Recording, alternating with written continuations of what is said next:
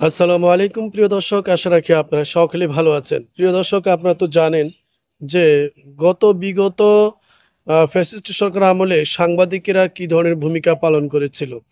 আপনার print media বলেন, TV media বলেন, উভয় মিডিয়া এবং এমনকি আপনার সামাজিক যোগাযোগ মাধ্যম ফেসবুক, ইনস্টাগ্রাম, টুইটার, এই সবগুলোতেই কিন্তু আওয়ামীপন্থী যত সাংবাদিক ছিল প্রত্যেকে কিন্তু তৌলমর্দন করে কিন্তু সাংবাদিকতা করেছিল এবং তারা যত ধরনের সুযোগ সুবিধা নেওয়া যায় সে সময় স্বৈর শাসকের পক্ষ থেকে তারা সকল কিছু কিন্তু উপভোগ করেছিল, যার ফলে অনেক সাংবাদিক যারা ছিল আঙ্গুল ফুলে কলা গাছ হয়েছিল এবং তাদের ছেলে মেয়েরা বাইরে দেশে লেখাপড়া করে তাদের বিশাল বিশাল অট্টালিকা কিন্তু বাইরের দেশে রয়েছে।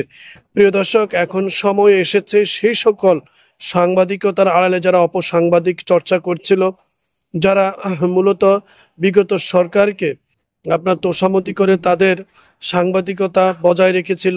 আপনারা সে সকল চ্যানেলগুলো সম্পর্কে আপনারা জানেন, অবগত আছেন। বিশেষ করে ৭১ টিভি, সময় টিভি, প্রথম আলো, সমকাল, তারপর কালের কণ্ঠ, এই সকল পত্রিকা তো একেবারে ওপেনলি তাদেরই গুণগান গাইতো। এবং শুধু তাই না, তারেক রহমান এবং তারেক রহমানের পরিবার, ওনার মা অসুস্থতা, ওনাকে নিয়ে টিভি মাধ্যম এবং সংবাদ মাধ্যমে যে টক শোগুলো হতো, জিয়া রহমানকে নিয়ে, জিয়া রহমানের স্বাধীনতা ঘোষণা নিয়ে যে টক শোগুলো হতো দিনের পর দিন, সেখানে ব্যঙ্গাত্মক করা হতো, সেখানে ইতিহাস বিকৃতি করা হতো এবং এগুলোতে তারা পারঙ্গম ছিল। মূলত বিগত সরকারকে খুশি করার উদ্দেশ্যেই মূলত তারা এই ধরনের চর্চা অব্যাহত রেখেছিল। তাদের ধারণা ছিল যে এই সরকার আর কখনোই পরিবর্তন হবে না, অতএব তাদের তোলমর্দন বা তোষামোদি করে চলতে পারলে কোটি কোটি টাকার মালিক হওয়া যাবে এবং তাদের সংবাদপত্রগুলো টিকে যাবে।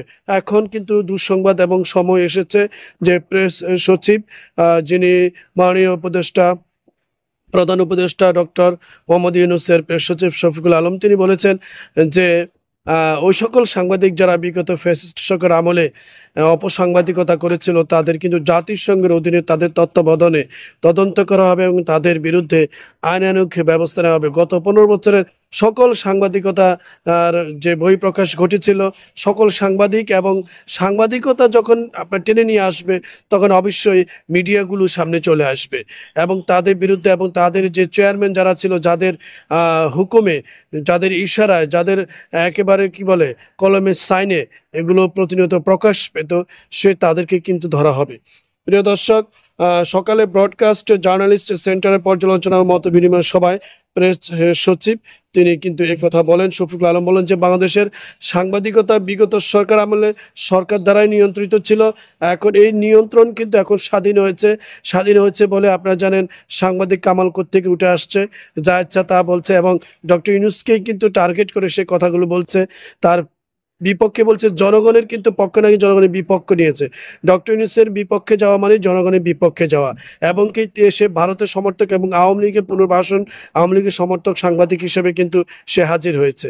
এরকম কিন্তু পান্না সাংবাদিক, পান্না সাহেব রয়েছেন, গোলাম মাওলা রনি, গোলাম মাওলা যাকে গোলাম ময়লা রনি বলা হয়, ক্ষণে ক্ষণে যার গিরগিটির মতো যার সাংবাদিকতা পরিবর্তন হয়, লেখার ধরন পরিবর্তন হয়, উপস্থাপনা পরিবর্তন হয়, তাদেরই কিন্তু এই এই যদি স্বাধীন গণমাধ্যম না হতো তাহলে কিন্তু এভাবে ওপেনলি কিন্তু বলতে পারতো না। বিগত সরকার আমলে কিন্তু এদের খুঁজে পাওয়া যায়নি, ঠিক আছে। এবং গোলাম মাওলা রনি সে তার লেখালেখি অব্যাহত রেখেছিল সম্পূর্ণ তোষামোদি করে, তাই না, আওয়ামী লীগকে তোষামোদি করে। এখন কিন্তু সে পুরো কিন্তু আহ একেবারে ওপেন হয়ে গেছে। তো এর থেকে উত্তরণের পথ খোঁজা হচ্ছে, জানিয়ে প্রেস সচিব বলেন কোনো এজেন্সি যাতে গণমাধ্যমকে ভয় দেখাতে না পারে সে ব্যাপারে ব্যবস্থা নেওয়া হচ্ছে। বর্তমানে গণমাধ্যম স্বাধীন এবং এতে ন্যূনতম হস্তক্ষেপ সরকার করছে না।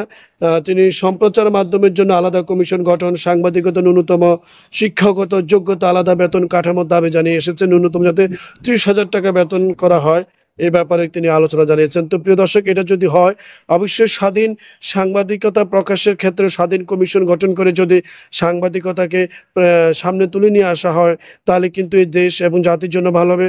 সাংবাদিকতায় যদি সরকারের সঠিক সমালোচনা হয় তাহলে সরকারের উপকার হবে এবং রাষ্ট্রের উপকার হবে। তবে কোনো সরকার যাতে ক্ষমতা আসলে তারা যেন সাংবাদিক বা সাংবাদিকতাকে যাতে তাদের পক্ষে যাতে ব্যবহার না করে, তাহলে কিন্তু সেটা কিন্তু আবার একদম ধ্বংসের মুখে চলে যাবে।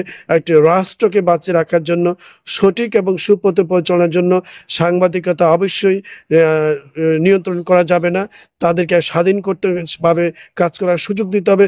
তবে এই স্বাধীন কাজ করার সুযোগের মাধ্যমে তারা যাতে আবার অপসাংবাদিকতা করতে না পারে, অপপ্রচার করতে না পারে, সে ব্যাপারেও কিন্তু একটা গঠনতন্ত্র থাকতে হবে। প্রিয় দর্শক, এই হলো আজকের আলোচনা। আমরা সাংবাদিক জগতে আমরা এর পরিচ্ছন্নতা এবং স্বাধীনচেতা মনোভাব আমরা তাদের মননে, বলনে এবং কথনে আমরা দেখতে চাই।